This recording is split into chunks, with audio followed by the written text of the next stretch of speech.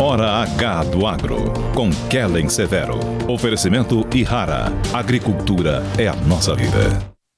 Olá, sejam muito bem-vindos ao Hora H do Agro, um painel onde discutimos e analisamos os temas que mais importam para o agronegócio brasileiro. A semana foi marcada pelo aumento de tensões geopolíticas, com a informação de que a Rússia planeja retaliar a Finlândia se o país aderir à Organização do Tratado do Atlântico Norte, a OTAN. Os impactos para o agro vão ser discutidos neste programa. E nos Estados Unidos, as dificuldades climáticas estão atrasando o avanço do plantio e temporais têm sido frequentes por lá. Você está vendo imagens de agricultores norte-americanos que tiveram a infraestrutura de algumas fazendas bastante prejudicada pelas adversidades climáticas e pelos temporais e ventos fortes. A gente vai analisar a situação da safra norte-americana também a partir dos dados do último relatório de oferta e demanda do Departamento de Agricultura norte-americano divulgado nesta semana. E no Brasil, agricultores acompanham a escalada dos custos de produção após o reajuste do óleo diesel. Risco de greve de caminhoneiros também está no radar e o aumento da probabilidade de um novo Laninha afetar a safra brasileira. A onda de frio intensa que pode trazer geadas nos próximos dias é um fator para a gente analisar.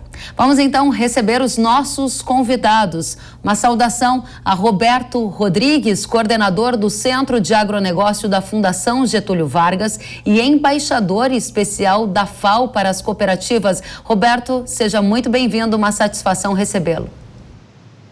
Obrigado, Kellen, é um prazer estar com você aqui, sobretudo com dois craques, como o Kogo e o William. Muito obrigado pela oportunidade. Eu que agradeço. Agradeço também a Carlos Kogo, sócio-diretor da Kogo Inteligência em Agronegócio. Uma satisfação recebê-lo. Seja muito bem-vindo. Obrigado. Nossas saudações a todos os convidados também, participantes, e a você também e ao programa. Obrigado pelo convite. Eu que agradeço, Kogo. Williams Bini, head de agronegócio da Clima Tempo. Seja muito bem-vindo, Williams. Uma satisfação tê-lo conosco. Eu que agradeço, Kellen, é um prazer poder estar aqui conversando com vocês. Presença aí, Kogo, que eu já conheço de algum tempo, também o senhor Roberto Rodrigues. Realmente é um prazer muito grande aí poder falar um pouquinho sobre clima aqui. O nosso painel hoje está cheio de informação que a audiência está querendo saber no detalhe. E para começar essa rodada, vamos focar no cenário internacional. Começo com você, Roberto. A Rússia ameaçou retaliar a Finlândia após o país indicar adesão à OTAN. O aumento do risco geopolítico impacta o agro de qual maneira, na sua avaliação? Kellen, eu vou dizer para você uma coisa até anterior à tua pergunta. Essa invasão da Rússia na Ucrânia me pareceu, no princípio, que seria uma coisa de curta duração. Hoje já se fala em duração muito maior, tem gente falando em mais de um ano de duração desse conflito bélico no leste europeu. A possível retaliação contra a Finlândia e eventualmente a Suécia, obviamente vai complicar ainda mais o processo. Infelizmente, o que aconteceu foi uma contingência que a partir da pandemia criou dificuldades na área de cadeias de produção. Várias cadeias de produção de insumos sofreram falta de matéria-prima, ou porque a infraestrutura não funcionou, ou porque a energia também não funcionou. O fato é que várias cadeias produtivas não funcionaram adequadamente, o que levou a um aumento de custo de produção determinado pelo crescimento de demanda de produtores do mundo todo, de governo do mundo todo, que queriam aproveitar os bons preços para ampliar a produção.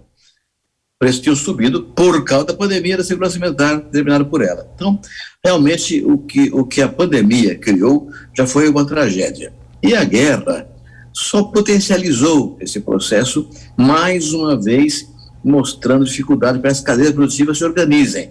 Então, a consequência me parece mais próxima, além, obviamente, de custos que não cairão, é uma reorganização, Kelly, do sistema de produtivo no mundo numa nova fórmula de globalização. Provavelmente que as empresas vão procurar trazer mais perto de suas sedes a produção de insumos e de matérias-primas de produção. Esse que é um tema fundamental que vai ter, obviamente, uma intercorrência também com a oferta de alimentos no mundo.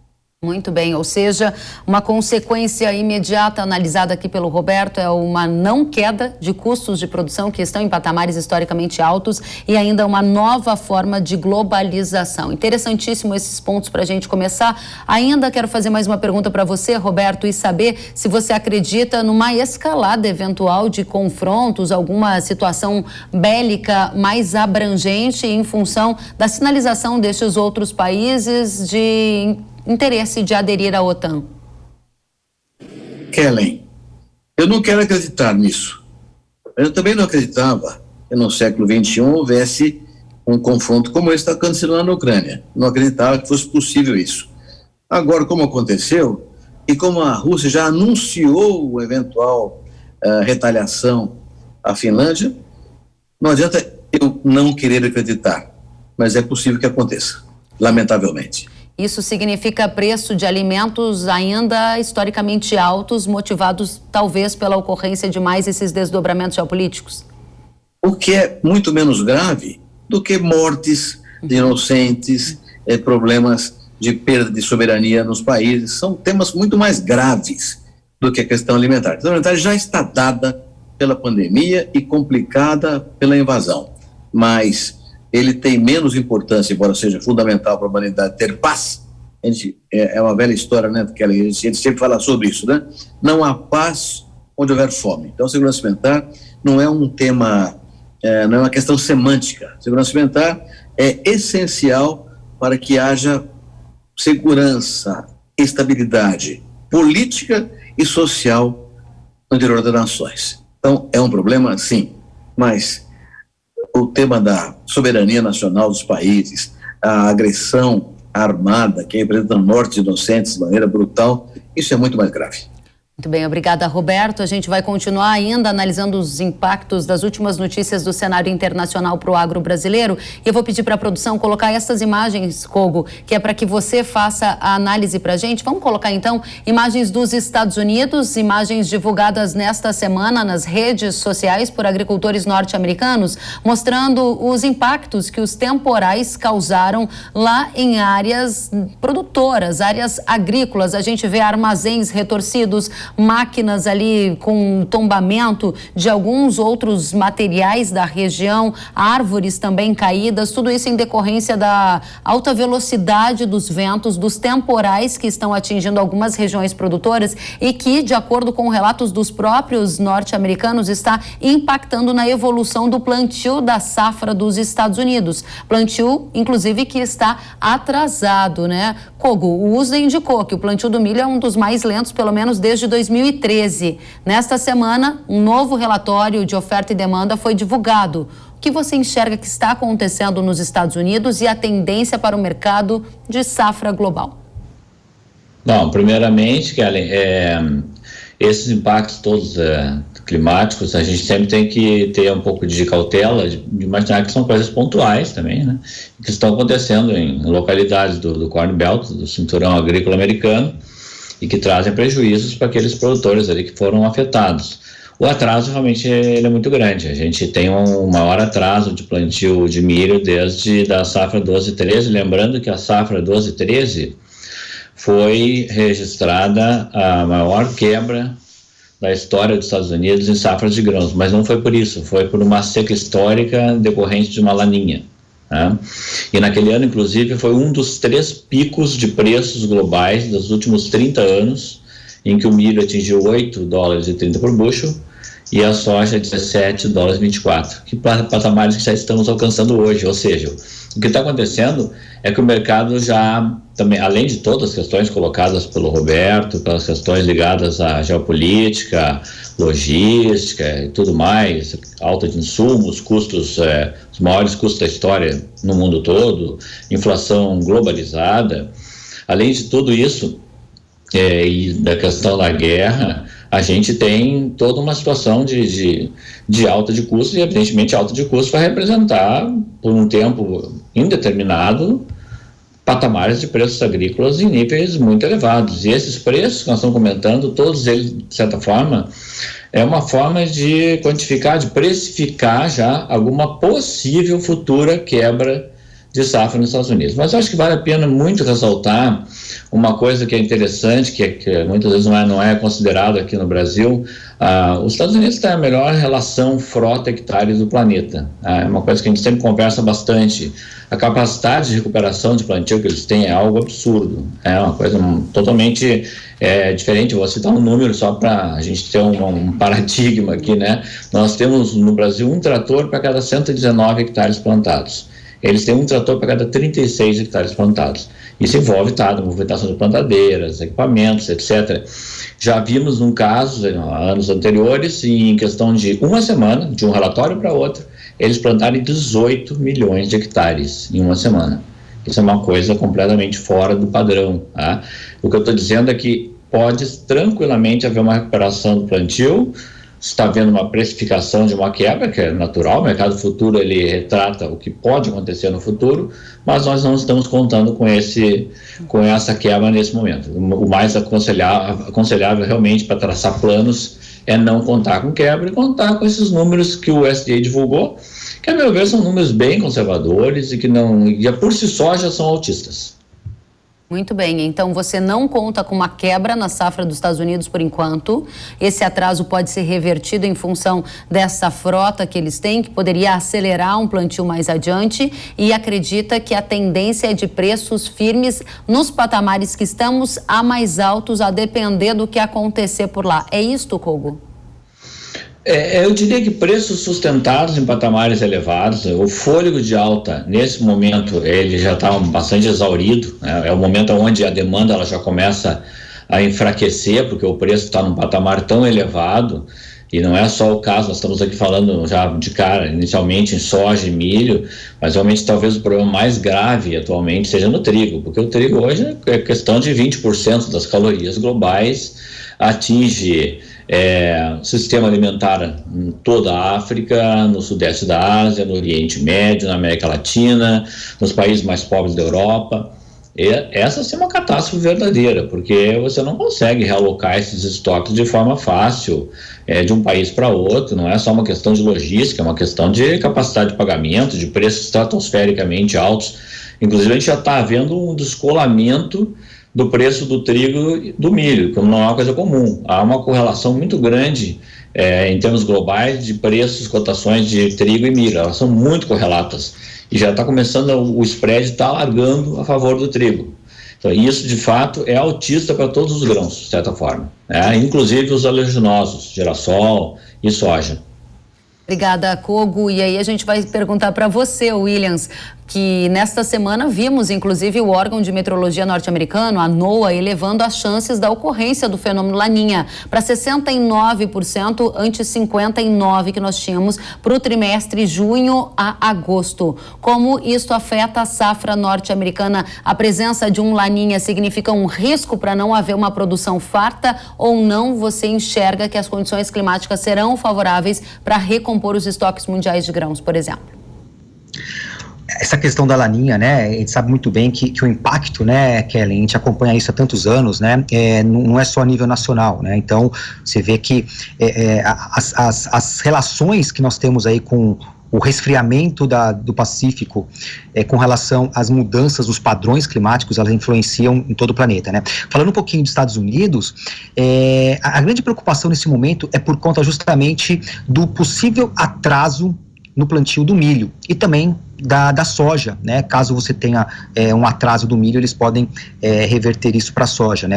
O doutor aí, Kogo, comentou há pouco, né, com relação aos eventos mais extremos que nós tivemos nas últimas semanas, e foram mais localizadas realmente ali na região do Corn Belt, do central dos Estados Unidos, e não necessariamente teve relação com o resfriamento do Pacífico, mas a grande preocupação agora é por conta desse possível atraso no plantio do milho, já que a janela de plantio aí ela está já finalizando. E com isso, os produtores estão sendo obrigados a, eventualmente, passar isso para a soja, né, substituir a área de plantio do milho para a soja. Quais são os impactos disso, né? Não preciso nem dizer que o mercado começa a ficar mais preocupado. Por quê? Porque eu começo a ter uma redução da área de plantio do milho, né? Então, isso já é um impacto extremamente importante e, consequentemente, a redução na diminuição da produção do milho nesta safra agora 2022, né? A grande pergunta, né? Por que esse atraso, né? Agora vamos relacionar essa condição ao que nos motivou, né? A questão das condições climáticas. Então, por que nós estamos falando em atraso, né? Primeiro que nós tivemos muita chuva e temperaturas bem mais baixas nas últimas semanas, últimos meses nos Estados Unidos.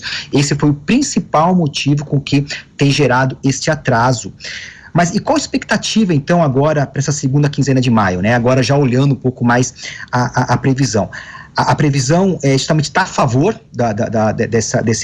desse plantio, né, do milho, até porque vai haver uma diminuição nas chuvas, vai ter um aumento das temperaturas associado à sazonalidade, né? Estão já mais próximos do verão no hemisfério norte, e com isso tem que ter um momento de aceleração desse plantio do milho, né? E o Dr. Kogo falou agora que a questão da frota existente lá pode ser um fator extremamente positivo. Então, mesmo essa janela reduzindo, né, as condições meteorológicas sendo a favor, agora na segunda quinzena, você reduzindo essa janela, é muito possível aí que essa questão de tecnologia existente possa fazer com que haja uma aceleração, né, do plantio.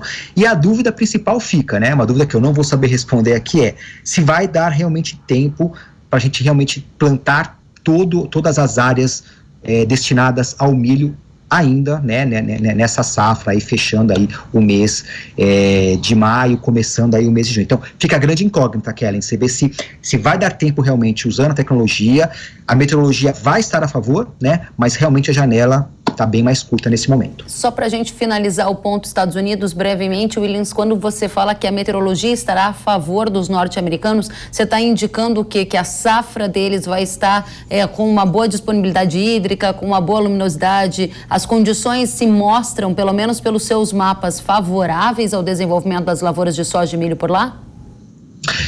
Pelo menos elas não mostram desfavoráveis, que esse é o principal ponto, tá? Então, tendo essa possibilidade de acelerar esse plantio e conseguindo realmente utilizar essa área de plantio para o milho, as condições atmosféricas, mesmo com a laninha, elas não devem ser desfavoráveis, não deve ser um ponto negativo com relação a essa safra.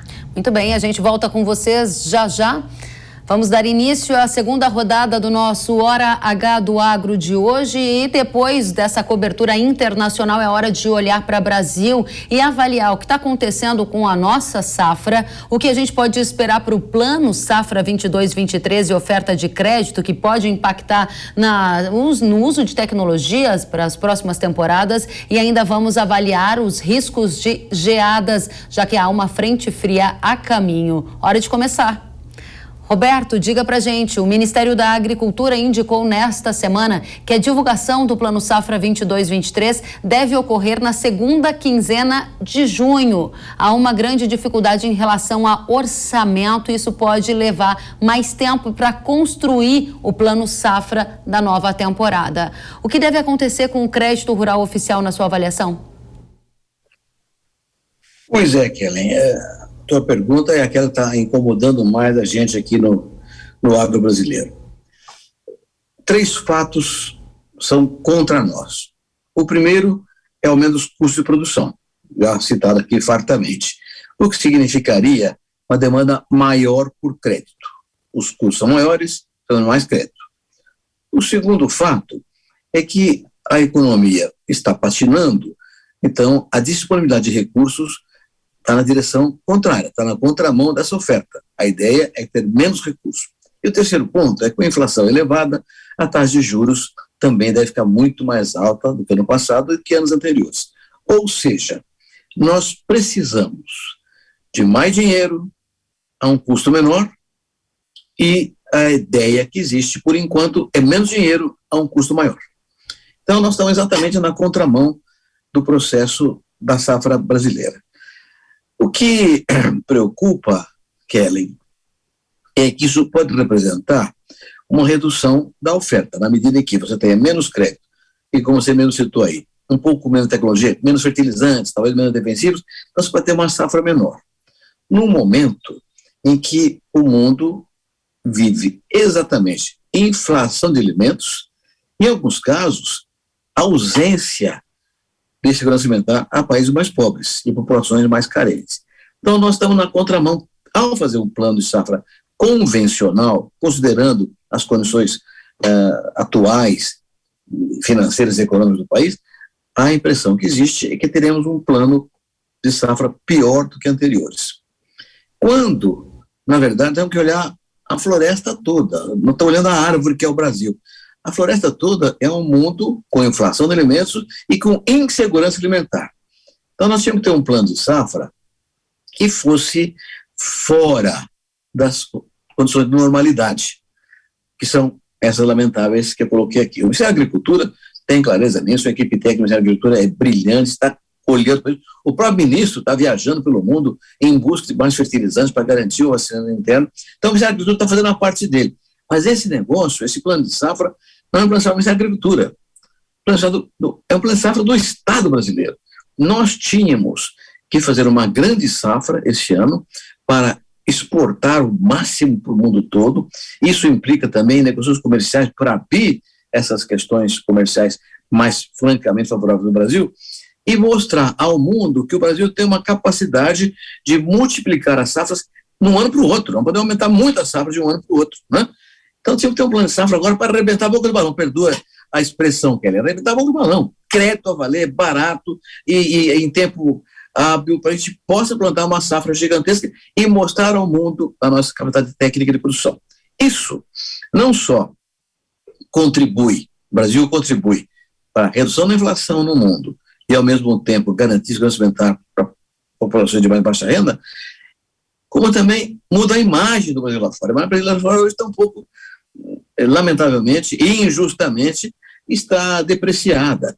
Uma contribuição brasileira nesse momento, abastecendo o mundo, muda isso e cria uma visão um pouco mais favorável ao Brasil. Então, o que nós precisamos fazer é um plano de safra fora do que é convencional, do que é normal. Nós não estamos em tempo normal, estamos em tempo de guerra.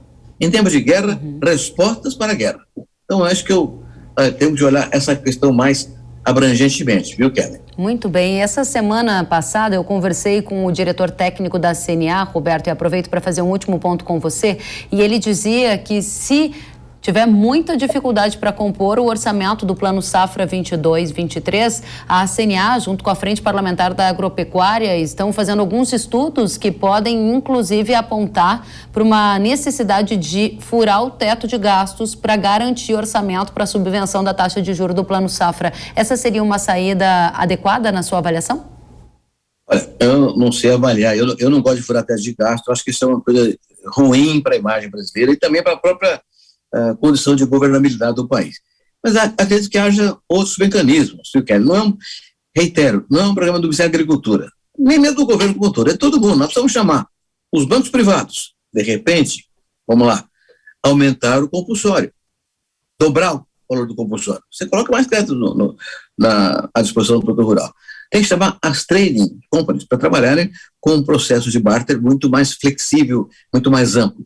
Tem que chamar também as instituições de classe todas, representantes de produtores rurais, da indústria de alimentos, representantes dos produtores de insumos agrícolas, produtores e importadores. Tem que haver um esforço conjunto. Eu não quero repetir muitas vezes as coisas, mas é um esforço de guerra. Eu me lembro muito, o duro de ser velho, gente, é que você lembra da Segunda Guerra Mundial. Mas eu me lembro de uma frase que eu ouvi naquele tempo, que é a seguinte: em tempo de guerra, não espere notícia boa. Não tem notícia boa em tempo de guerra. Eu acho que o Brasil pode dar uma notícia boa para o mundo inteiro, dando uma demonstração de capacidade de produção e de abastecimento internacional. Para isso, tem que ter um compromisso, não é só o compromisso do governo ou só do produtor rural brasileiro, é uma coisa da sociedade brasileira, das instituições de representação e dos segmentos que estão em paralelo à área produtiva. As cadeias produtivas têm que trabalhar juntas nesse processo. Muito bem, obrigada, Roberto. Kogo, passo para você a próxima questão sobre a produção brasileira neste momento. A gente está acompanhando com muita atenção a evolução do milho segundo a safra, porque inclusive há uma necessidade para recompor estoques depois das quebras que a gente observou, só que a gente já vê algumas consultorias privadas reduzindo a projeção de produção por causa de problemas climáticos em Goiás, problemas climáticos em Minas Gerais, algumas áreas até de Mato Grosso. Pergunto para você, o que a Conab trouxe de números nesta semana, qual é a visão do governo e a visão do Kogo para a tendência de produção e preço de milho no mercado doméstico de agora em diante? Perfeito. No caso da consultoria, nós já também já efetuamos um desconto aí na segunda safra, né? Estamos trabalhando aí com uma segunda safra de 88,6 milhões de toneladas. Lembrando que ainda assim ela seria praticamente 46% acima do ano passado, que sofreu com uma estiagem severa decorrente de fenômenos climáticos, né? Então, apesar de tudo, ainda somando as 3 safras que nós temos no Brasil hoje, nós chegaríamos aí a casa de 115,5 milhões de toneladas, é uma grande safra, e apesar dessas quebras todas que já estão sendo confirmadas, Mato Grosso, Goiás, etc., em outros estados do Brasil, ainda seria uma safra recorde de milho. A safra total, ela somaria aí um número suficiente para fazer um bom volume de exportações, manter o mercado abastecido e rolar estoques de passagem ainda. Tanto é verdade que o mercado spot está caindo e que na B3 os futuros também estão mais baixos no segundo semestre. Tem que também fazer uma ressalva que isso é bom para o setor todo de consumo, né? Que também é exportador no Brasil, que é o setor de agricultura de corte, né? O setor de carne bovina, de confinamento, o setor de suinocultura, etc. Parece que a gente vai ter um cenário de preços firmes, preços bem sustentados, em níveis elevados, mas mais moderados no caso de uma colheita, uma quebra moderada, como a gente pode chamar, tá? Não é uma quebra generalizada e nem próximo do que foi no ano passado. E também nós aqui estamos analisando uma grande recuperação de safra para a próxima temporada. A gente já está arrojadamente, até eu posso dizer, na primeira estimativa que foi entregue aos clientes da consultoria, apontando 320 milhões de toneladas de grãos, o que, a meu ver, pode parecer muito absurdo para algumas pessoas, mas os movimentos de compra de sementes, de fertilizantes, que a gente aqui na consultoria basicamente trabalha só no mundo corporativo, né, só com empresas, de agroquímicos, de defensivos, de biológicos, de tratores, o sinal é esse, não está havendo desânimo nenhum por parte do produtor, isso está muitíssimo claro para mim, assim como você e eu, a gente corre por aí, faz palestras, conversa com as pessoas, não se vê nenhum quadro de desânimo, né? O ingresso de fertilizantes está normalizado no Brasil, está chegando fertilizantes, os produtores estão assustados, sabem que é o maior custo de produção nominalmente da história, sem nenhuma discussão, mas sabem também que até mesmo com esses custos recordes, a margem é positiva no Brasil, dada essa alta dos preços internacionais, dada de novo uma valorização do dólar novamente, né, que já voltou lá dos 4,50 e voltou para cima dos R$5, o cenário do lado do produtor é otimista, ele está se enxergando com um potencial para produzir. Isso viria principalmente de soja e milho, nós estamos aí estimando 150 milhões de toneladas de soja quando vem. E veja bem, se eu posso parecer aqui que estou exagerando das pesquisas feitas, não é nada demais não, o USDA colocou lá 149 nesse relatório do mês que nós estamos falando agora, né, no atual deles, primeiro para 22, 23, e no caso do milho estamos trabalhando com 131 milhões de toneladas, também muito próximo do número deles, que é 129, então os 320 milhões de toneladas sobre os 274 milhões esse ano pode parecer, poxa, é muito maior, não, calma lá, esse ano a previsão era 300 milhões de toneladas, tivemos uma quebra na soja, e uma quebra de milho de verão muito importante, uma quebra de 22 milhões de toneladas de soja e de 7 milhões no milho. Então, sobre a safra esperada, é um crescimento até razoável de 6,5% aí, perfeitamente factível. O primeiro estado, inclusive, que já declarou a intenção de plantio foi Mato Grosso, com 2,8% de aumento de área de soja. O sentimento é de plantar mais, tá? Não tenho nenhuma dúvida disso. Somente uma catástrofe climática ou alguma mudança muito radical nesse fluxo de entrada de fertilizantes poderia modificar essa projeção. Nós estamos caminhando uma safra recorde, e aí sim, cabe aí a questão meteorológica, climática, etc., todo esse risco já falado do Laninha, né? Mas, numa primeira projeção, que é a metodologia do SDE, a mesma que a nossa consultoria trabalha, que é a mesma sistemática da Conab, onde eu estive por 8 anos, né? Você não projeta quebras antecipadamente a um plantio de uma safra, né? Você projeta uma safra dentro de condições normais. Em condições normais, o potencial é para 320 milhões de toneladas, sim. Quanta contribuição, né, do Brasil na produção de alimentos. Olha que fantástico, 320 milhões, num cenário muito cheio de adversidades. A resiliência do agricultor brasileiro tem chamado demais a atenção, e os níveis de confiança, apesar das altas de custos, continuam altos, porque o olhar é sempre para frente, um olhar de esperança. Isso é muito interessante. Obrigada, Kogo, e a gente vai perguntar a você, William Sbini, essa situação climática, principalmente o foco na geada da próxima semana, eu gostaria que você dissesse para a gente se ela pode tirar o entusiasmo de alguns agricultores, especialmente milho e café, porque as temperaturas vão cair, não vão? Vão cair sim, viu, Kelly? Vão cair bastante, inclusive essa primeira onda de frio, digamos, do final agora do outono, né? Estamos aí há um pouco mais de um mês do início do inverno, ela já vinha sendo monitorada e acompanhada já há algumas semanas. O bom da meteorologia é que esses sinais, né? Essas ondas, esses momentos aí de entradas de massa de ar mais intenso, cada vez mais elas têm uma maior previsibilidade com relação ao período, né? Então, há 2 semanas atrás já estávamos falando desse frio. É claro que ainda tem a questão da intensidade, né, desse frio, e justamente os níveis de temperatura que ele vai chegar em cada região. Porque sabemos muito bem, para você ter uma geada, você tem que ter temperaturas de 4 graus para baixo, né? Tem que ser 4 graus. Então, é claro que nós estamos falando de uma previsibilidade de, às vezes, 1 grau para cima, 1 grau para baixo, que fazem toda a diferença em uma previsão de geada, por exemplo, né? Então, o que acontece? A gente tem acompanhado isso, e para a semana que vem, realmente, entre terça e quarta-feira, vai ser o pico do frio, tá? Lembrando que condições de laninha, você sempre tem uma potencialização dos eventos de frio aqui no centro-sul do Brasil, até por conta do Oceano Pacífico mais frio, né, coisa que nós já comentamos, e nessa situação a gente tem, portanto, condições sim de geada para a semana que vem, especialmente milho, café, mas o ponto importante, né, devem ser geadas que não são aquelas geadas que nós chamamos de generalizadas, né?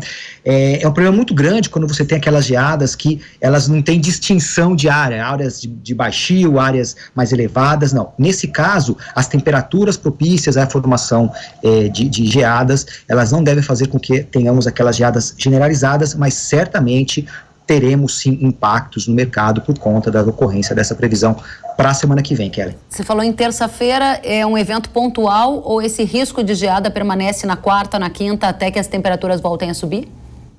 Não, entre terça e quarta, então madrugada de quarta-feira, na quinta-feira ainda persiste, mas aí já reduz. Então, digamos que o ápice, a preocupação mesmo fica para madrugada de quarta-feira, né? Na quinta-feira ainda mais reduzindo, na sexta-feira já tiramos essa condição de geada já. Lembrando que, principalmente, sul de Minas, São Paulo, Mato Grosso do Sul e no Paraná, aí sim de forma um pouco mais concentrada por conta aí do posicionamento dessa massa de ar polar. Áreas de café, áreas de milho, pessoal de Londrina, Cascavel, muita gente escrevendo, perguntando qual é a área do Paraná que vai estar mais na mira dessa geada, hein? Norte, noroeste, né, pegando a região de Londrina também, pegando também o extremo oeste do estado de São Paulo, sul do Mato Grosso do Sul. Então todas essas regiões ali, elas estão propícias justamente pelo posicionamento da área de alta pressão associada à massa de ar polar, que vai estar mais concentrada nessas regiões. Então fica o alerta aí, e durante a semana também, que é muito interessante, que nós acompanhamos dia a dia, porque os modelos eles vão se ajustando, né, e eventualmente você tem algum dia o frio reduzindo, depois o frio aumentando, mas se nós formos fazer uma média realmente das últimas rodadas dos modelos, eles persistem esse frio realmente com essa condição de um primeiro frio mais intenso aí para o ano de 2022. Obrigada, Williams. A gente volta a falar com vocês já já. Vamos para um rápido intervalo e voltamos com mais análise sobre os impactos, da política de Covid-0 na China, que gera um problema nos portos e impacta na entrega de defensivos. Também estará em discussão fertilizante, custo de produção e muito mais. A política de tolerância zero à Covid-19 e o lockdown na China mantém filas de navios acumulados ao redor do maior porto de contêineres do mundo, em Xangai. O problema logístico gera atrasos na distribuição de matérias-primas e eleva custos, que também impactam o agronegócio brasileiro. Eu conversei com o presidente do Sindicato Nacional da Indústria de Produtos de Defesa Vegetal, Júlio Borges. Júlio, há atrasos na entrega de matéria-prima para defensivos neste momento? Temos tido atraso, mas ainda eu acredito que há tempo suficiente para se recompor. Penso que a China também está muito preocupada com isso. A produção, eu até ao mês retrasado estava mais otimista. Agora, ainda essa semana, temos tido notícias de um lockdown mais intenso em cidades diferentes. Então, como a China é de uma dimensão enorme, nós temos que acompanhar diariamente. Há uma tendência de normalidade, mas devemos acompanhar bem próximo as circunstâncias dos portos chineses. Nós sabemos que todo dia temos notícias diferentes. Então, essa política de Covid-0, infecção zero na China, está elevando a mais disrupções da cadeia de logística do que esperávamos. Não tem um produto específico, porque todos os produtos estamos embarcando agora. Então, cada empresa teve de algum, ou por atraso de porto ou atraso de embarque. Estava concentrado só em Xangai, mas já se alastrou a outros portos. E há risco de faltar produto como, por exemplo, o glifosato, que é um dos herbicidas mais usados aqui na agricultura brasileira? Eu vejo a volta da produção do glifosato quase normal, quase restabelecida, mas a disruptura da logística ainda nos afeta bastante. Eu não vejo uma disponibilidade de quanto quisermos hoje à vontade. E eu vejo essa preocupação com não só esse produto, com outros também. Mas a maior preocupação sempre é o glifosato, que é o que mais é utilizado de maneira imediata, logo no início da lavoura, né? E os preços, eles podem subir ainda mais para defensivos agrícolas? Nós tivemos o glifosato nos últimos 3 anos, ele quase triplicou de preço. Outros produtos duplicaram de preço. E com o nível de óleo, o nível de custo de geração de energia, eu não vejo alta também. Eu acredito numa estabilidade de preços no patamar que estão. E é possível que falte produto químico defensivo para algum produtor rural brasileiro? Eu diria que é possível sim, ainda tem muitos químicos para chegar, mas não é motivo para desespero. Acho que todos nós da cadeia, assim como fizemos no ano passado, estamos trabalhando bastante para que não haja. Para se dar uma referência da estimativa que nós temos, da estimativa de volume necessário para esse ano, eu acredito que nós já tenhamos nas indústrias ou em trânsito ao redor de 65%. O que resta para que chegue até o final do ano, eu acredito que esteja até um pouco que adiantado em relação ao passado. Eu acredito que até julho já teremos aqui ao redor de 65% a 70% de total dos agroquímicos necessários para tratamento da safra 22/23. Dados muito importantes, muito obrigada, Júlio. Acabamos de conversar com o presidente do Sindicato Nacional da Indústria de Produtos de Defesa Vegetal, Júlio Borges. Obrigada, volte sempre.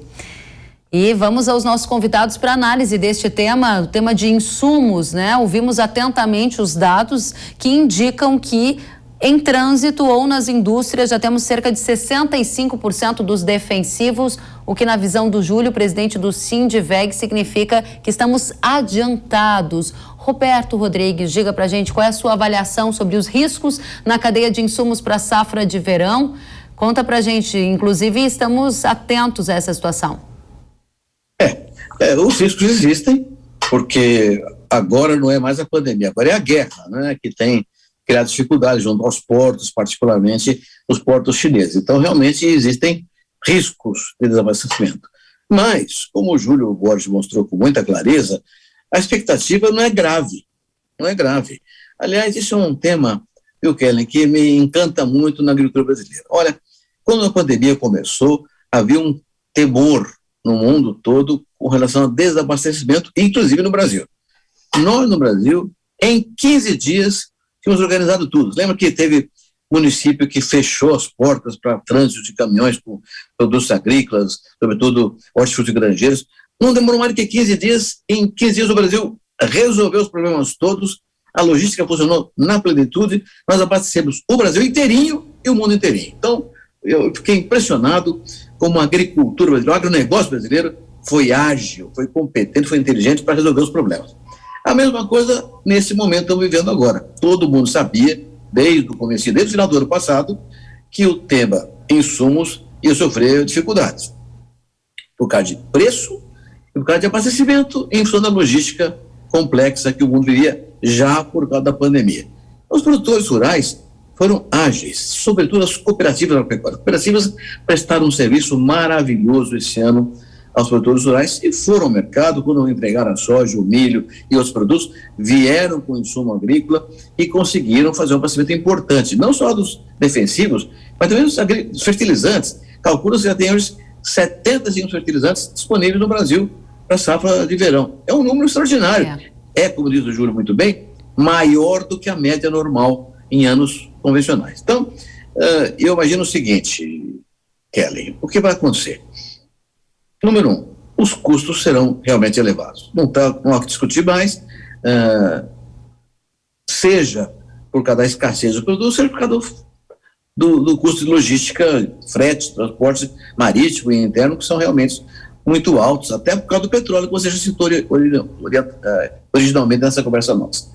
Então, acredito que nós teremos custos mais altos. Mas eu estou tão otimista quanto o Júlio. Eu acredito que o abastecimento será, se não 100%, uma parte próxima disso. Muito bem. Mas eu acho importante, Kellen, o produtor rural brasileiro, já percebendo o risco lá atrás, já tomou decisões interessantíssimas. Fez análise de solo nas propriedades todas, para saber onde é que ele poderia reduzir a adubação, para correr um risco menor. Então, houve uma preparação. O agricultor brasileiro hoje é um agente empresarial competente, que planeja, tem estratégia, consegue avançar. Então, eu diria para você, claro, com a preocupação de que alguém pode ficar na chuva, a grande maioria dos produtores rurais brasileiros acabará sendo atendido, se não na totalidade dos insumos, numa quantidade que permite um plantio com nível técnico razoável. Excelente, essa é uma ótima notícia para a nossa audiência que fica a todo momento querendo entender como é que está a logística de insumos. Kogo, a minha pergunta para você é sobre preço, né? Preço de fertilizante defensivo tende a ceder de agora em diante ou essa situação de lockdown na China, reajuste de óleo diesel acaba impedindo uma queda nestes custos?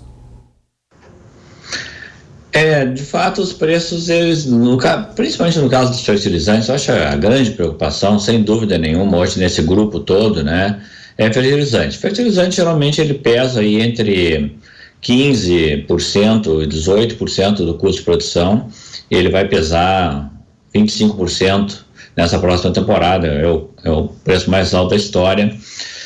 Já houve uma leve queda desses preços, né? Todos atingiram, alguns chegaram a atingir níveis recordes, caso do cloreto de potássio. A gente tem aumentos em 12 meses aí na casa de 150% a 160% em cloreto de potássio, em ureia, em difosfato de amônia, em superfosfato triplo. Em média, de abril para maio, os insumos cederam em torno de $150 por tonelada FOB, tá? Então a gente já tem um pequeno alívio. Agora, estão muito acima da sua média histórica. E para contribuir mais ao nosso debate aqui e transformar em números o que foi falado, né, nós estamos vendo então já dentro desses níveis atuais de custos, de preços de insumos, os custos em reais para soja e milho vão subir 35%, já tendo uma alta anterior nessa safra que passou e acumulando uma alta de 86% em 2 anos safras. Agora, aí que está, acho que o grande ponto incrível do produtor brasileiro que o Roberto falou.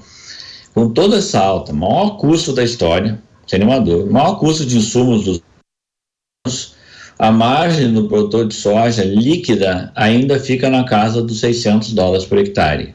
Considerando toda essa, claro, tivemos uma alta do preço dos grãos também, que, apesar de tudo, alivia um pouco a relação de troca. Mas, para fazer um comparativo, o produtor americano, que tem praticamente a mesma produtividade de soja que o brasileiro, a receita dele convertida em acre por hectare não passa de $200.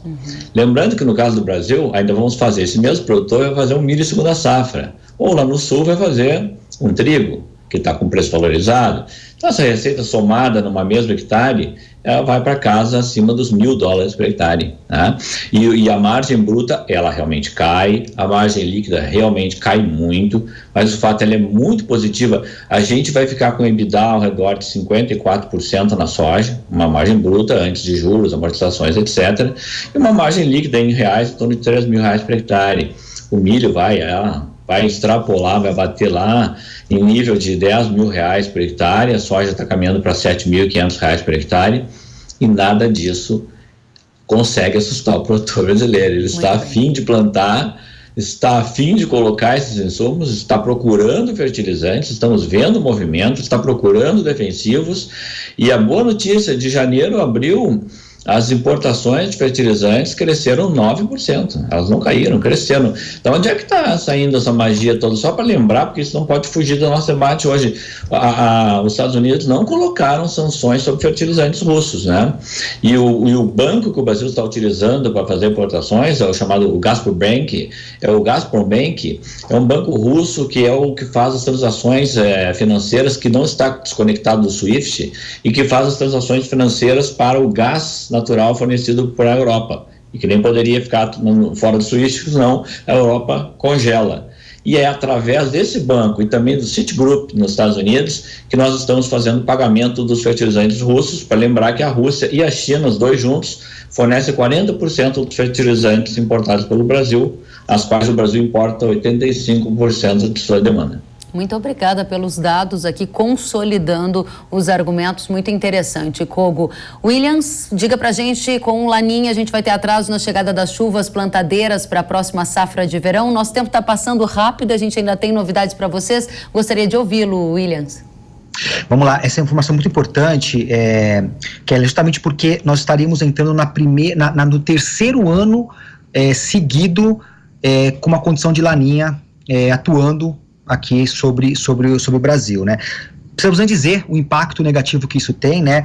A diferença é que o ano passado, por exemplo, na região sul, nós tivemos chuva em setembro e outubro. O problema maior para esse ano 2022 é que os modelos para esse ano não estão indicando essa condição de chuva para setembro e outubro, justamente antes aí do período aí mais úmido, que seria a partir de dezembro, né? Então, você tem uma condição onde justamente essa ausência de chuva, além de prejudicar o sul do Brasil pelo terceiro ano consecutivo, vai trazer também consequências nos nossos países vizinhos, né? A Argentina, Uruguai, Paraguai também sofre com essa condição aí por conta do fenômeno Laninha, atrasando de fato o início do período úmido. Esse é o ponto importante. A Laninha, climatologicamente, ela traz um atraso para o início do período úmido aqui, especialmente para o centro-sul do país. E terceiro ano consecutivo realmente seria uma condição bastante preocupante aqui para o Brasil. Vale lembrar, viu, Kelly, você falou agora há pouco que nós estamos aí com uma porcentagem de cerca de 60 e poucos % para a Laninha nesse trimestre,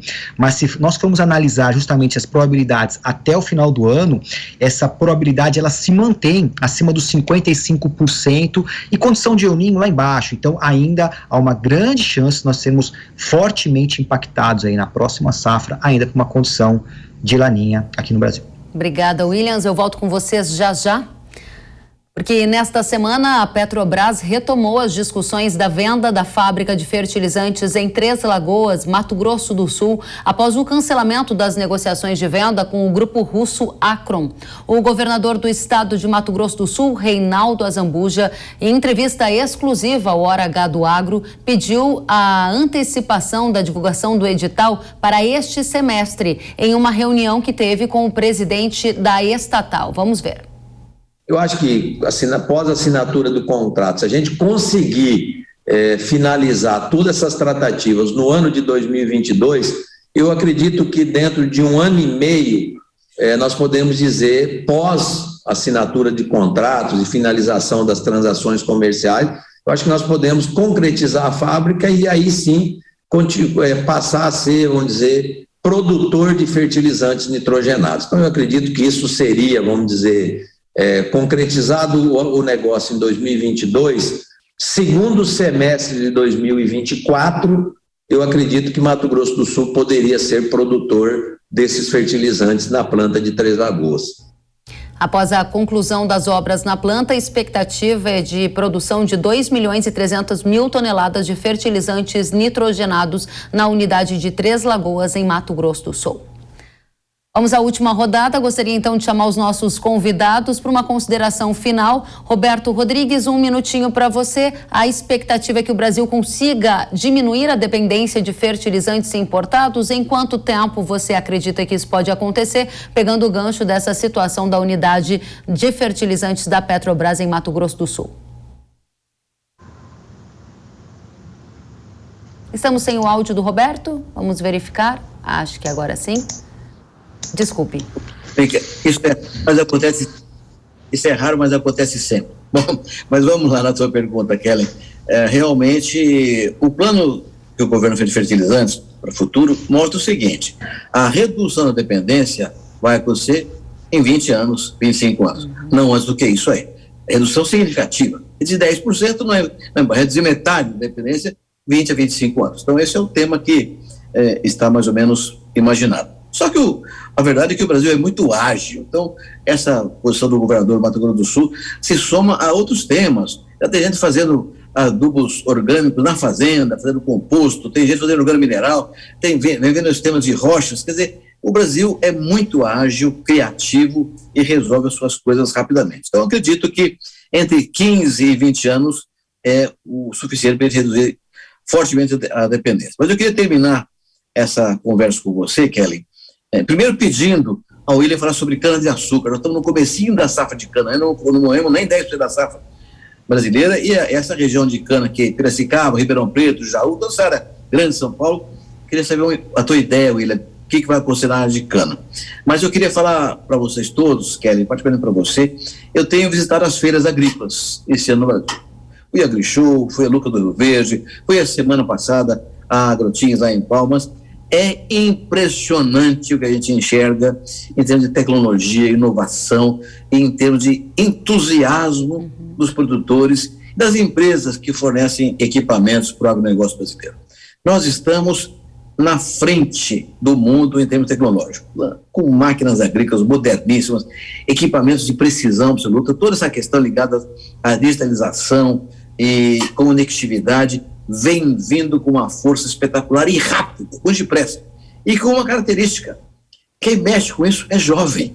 Então nós estamos tendo um rejuvenescimento da gestão rural no Brasil, que é na contramão do mundo. O mundo todo está envelhecendo, nós estamos rejuvenescendo. Então é uma confiança na agricultura, no produtor rural brasileiro enorme. Esse herói brasileiro que trabalha nessas feiras, com tudo contra, com dificuldade de custo de produção, com falta de crédito no plano de safra aprovado, tudo difícil, o produtor rural está acreditando, investindo e realizando feiras com resultados muito acima do que os próprios expositores esperavam. Então, viva o agro brasileiro e viva o produtor rural brasileiro, viu, Cameron? Muito bom, muito obrigada, Roberto, por estar conosco. Carlos Cogo, 1 minutinho para você, para a gente encerrar, e depois eu me despeço de todos. Muita gente me chama de otimista às vezes quando eu falo sobre o agro brasileiro. Eu não me considero assim, me considero realista. Você convive comigo há muito tempo, o Roberto acho que também. Eu sou meramente realista. O produtor brasileiro ele está completamente, totalmente convicto do que ele tem para fazer. Ele sabe o que fazer, ele vai fazer uma grande safra, ele vai usar a tecnologia. Ele já sabe que está caminhando rumo à liderança global de exportação, para depois buscar a liderança global de produção também. Isso é caminho, é uma reta sem volta.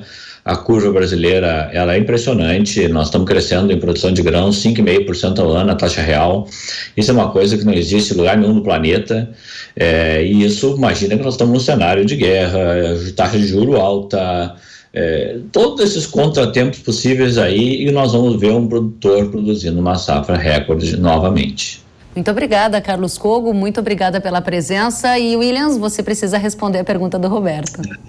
Sem dúvida alguma, com muito prazer com o senhor Roberto. Só complementando o que ele disse aí, eu sou extremamente por dentro, assim, a favor da tecnologia, né, e essa questão da agricultura 4.0 realmente está cada vez mais frequente. Eu tive o prazer aí de estar também na AgriShow, pude acompanhar essa forte retomada. Eu já vislumbrava essa situação, que quando realmente passássemos por esse período de pandemia, realmente teríamos uma forte retomada. É o que nós estamos acompanhando, né, com força total. É realmente um momento extremamente importante para o nosso agronegócio. E respondendo a pergunta, enquanto nós tivemos aquele pequeno intervalinho, eu corri aqui no meu celular, vi as últimas informações. Sabe muito bem que as informações meteorológicas, elas são muito dinâmicas, né, mudam, temos rodadas ao longo do dia. Confirmei realmente aqui com a rodada das 12 horas de hoje, confirmado, tá, o frio intenso para a semana que vem, pegando o sul de Minas, inclusive, senhor Roberto, o interior aqui de São Paulo, tá? A região ali de Piracicaba, região de Cana, prevista para quarta e quinta-feira. São 2 dias onde a massa de ar polar vai se deslocar e deve pegar justamente essa situação. E rapidamente, Kellen, se me permitir falar rapidamente de mercado, aqui nós tínhamos uma condição aí de chuvas até junho, e como você vai ter uma condição da chuva cortando já a partir de julho cortando, e o frio sendo cada vez mais continental, isso de fato deixa o mercado um pouco mais agitado. Tá certo. Algo que nós estamos monitorando e vamos continuar trazendo essa informação aqui para vocês. Muito obrigado. Eu que agradeço, quero especialmente agradecer a cada um de vocês. Roberto Rodrigues, volte sempre, coordenador do Centro de Agronegócio da Fundação Getúlio Vargas e embaixador especial da FAO para as cooperativas, uma grande satisfação recebê-lo. Carlos Cogo, volte sempre, sócio-diretor da Cogo Inteligência em Agronegócio, uma grande satisfação em recebê-lo. E você, Williams Bini, head de agronegócio da Climatempo, volte sempre também. A gente agradece demais a contribuição de vocês e todo o público da Jovem Pan News. Obrigada. E antes de encerrarmos, eu tenho um recado para você. Se você produz soja, essas informações são para você. Sabemos do desafio que é controlar as daninhas da lavoura para que as plantas se desenvolvam bem e você consiga colher bons resultados. Mas a boa notícia é que a Irrara tem disponibilizado tecnologias cada vez mais modernas que te ajudam nessa missão. Além de já possuir um portfólio completo para a cultura da soja, a Irrara acaba de lançar o herbicida Burner, que é fogo na velocidade de dessecação pré-plantio. Além disso, combate diversos tipos de daninhas e tem efeito residual inicial, sendo a melhor opção para você plantar no limpo. É a tecnologia sendo usada a favor do seu cultivo. Para saber mais sobre essa e outras soluções para a cana, acesse irrara.com.br ou aponte o celular para o QR Code da tela. Na hora H da proteção do seu cultivo, é Irrara. Pode confiar. Muito bem, e o Hora H do Agro de hoje fica por aqui. Você sabe, nós nos vemos na próxima semana. Se cuidem, fiquem bem e até lá. Tchau, tchau.